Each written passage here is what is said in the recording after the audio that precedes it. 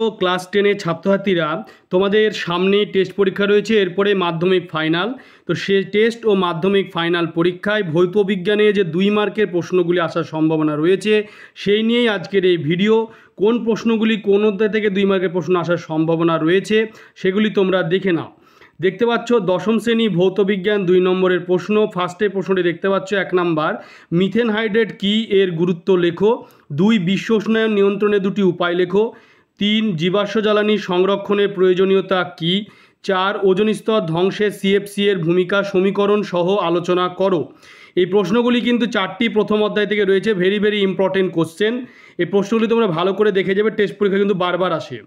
এরপরে তোমরা দেখতে পাচ্ছ 5 দাগে 17 ডিগ্রি সেলসিয়াস উষ্ণতায় 750 mmHg চাপে নির্দিষ্ট ভরের একটি গ্যাস 580 ঘনসেমি আয়তন অধিকার করে। ওই চাপে 47 ডিগ্রি সেন্টিগ্রেড উষ্ণতায় গ্যাসটি কত আয়তন অধিকার করবে? এটা গ্যাসের আচরণ যে অধ্যায় রয়েছে সেখান থেকে কিন্তু অঙ্কটি রয়েছে। এরপরে তোমরা দেখতে পাচ্ছ যে 6 দাগে প্রশ্ন যেটি রয়েছে, 27 ডিগ্রি সেলসিয়াস উষ্ণতায় 2 ATM চাপে নির্দিষ্ট ভরের একটি গ্যাসের আয়তন 6 লিটার, ওই তাপমাত্রায় 5 ATM চাপে আয়তন কত হবে? 7 দাগে রয়েছে সমভরের 2টি গ্যাস এসটিপিতে যথাক্রমে 4480 মিলিলিটার এবং 5600 মিলিলিটার আয়তন অধিকার করে। গ্যাস দুটির মোলার ভরের অনুপাত নির্ণয় করো। এটি হচ্ছে গ্যাসের আচরণ থেকে 3টি অঙ্ক দেওয়া হলো। এই অঙ্কগুলি তোমরা ভালো করে প্র্যাকটিস করবে। 8 দাগে রয়েছে একটি বায়ুপূর্ণ বেলুনকে চন্দ্রপৃষ্ঠে নিয়ে গেলে কি ঘটবে? এরপরে চার্লসের সূত্র থেকে ভি ভ্যারিয়েশন টি প্রমাণ করো। 10 দাগে গ্যাসের অণুর গতির ওপর উষ্ণতা হ্রাস বৃদ্ধির প্রভাব কী? এরপরে 11 দাগে যে প্রশ্নটি রয়েছে সেটি দেখে নাও। বয়েলের সূত্র অনুসারে পিভি বনাম পি এবং পি বনাম ভি লেখচিত্রটি অঙ্কন করো। 12 দাগে রয়েছে কোনো আলোকরশ্মি প্রিজমের মধ্যে দিয়ে প্রতিসরণের ক্ষেত্রে চ্যুতিকোণের পরিমাণ কোন কোন বিষয়ের উপর নির্ভর করে? 13 দাগে চার্লসের সূত্র থেকে পরম শূন্য তাপমাত্রার সংজ্ঞা প্রতিষ্ঠা করো। 14 দাগে পরিবাহীর রোধ পরিবাহীর দৈর্ঘ্য প্রস্থচ্ছেদের উপর কীভাবে নির্ভর করে? 15 দাগে চিত্রসহ উত্তল লেন্সের আলোক কেন্দ্রের সংজ্ঞা দাও। এরপরে 16 দাগে যে প্রশ্নটি রয়েছে সেটি দেখে নাও।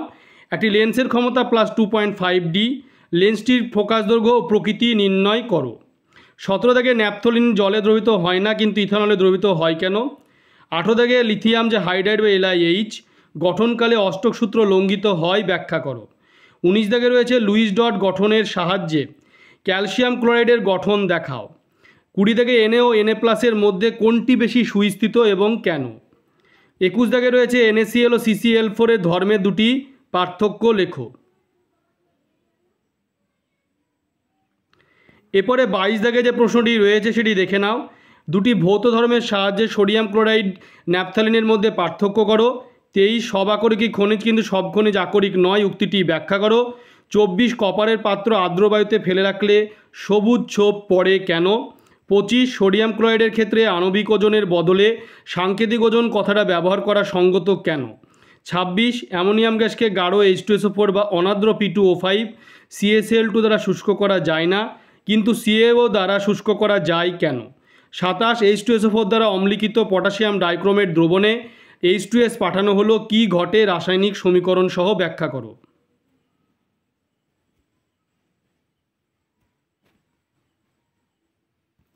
এরপরে তোমরা দেখতে পাচ্ছ 28 দাগে H2S এর সংস্পর্শে রৌপ্য মুদ্রা বা তৈলচিত্র বাতাসে খোলা রাখলে কালো হয়ে যায় কেন? কি করলে পুনরায় আগের অবস্থায় ফিরে আসবে? বিক্রিয়া সহ দেখাও।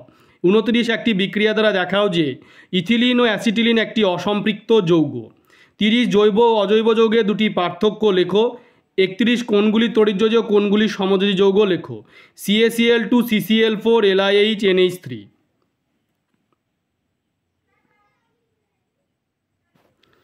এরপরে তোমরা দেখতে পাচ্ছ 32 দাগে প্রশ্ন রয়েছে সিএনজি ও এলপিজি এর প্রধান উপাদান কি? এলপিজিতে ইথাইল মারক্যাপটেন মেশানো হয় কেন?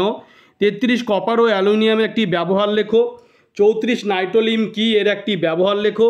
35 থার্মিট মিক্সার কি, এর ব্যবহার লেখো। 36 টেফলন ও মেথিলেটেড স্পিরিটের একটি করে ব্যবহার লেখো। তোমরা ভিডিওটি বেশি করে শেয়ার করবে, চ্যানেলটিকে অবশ্যই সাবস্ক্রাইব করে পাশে বেটনে তোমরা প্রেস করবে যাতে পরবর্তী ভিডিওর নোটিফিকেশান তোমাদের কাছে পৌঁছে যায়। তোমাদের এই প্রশ্ন উত্তরগুলি তোমরা ভালো করে টেস্ট ও ফাইনাল পরীক্ষার জন্য 2 মার্কের প্রশ্নগুলি দেখে যাও, তোমাদের কিন্তু কাজে লাগবে, ভেরি ভেরি ইম্পর্টেন্ট কোশ্চেন।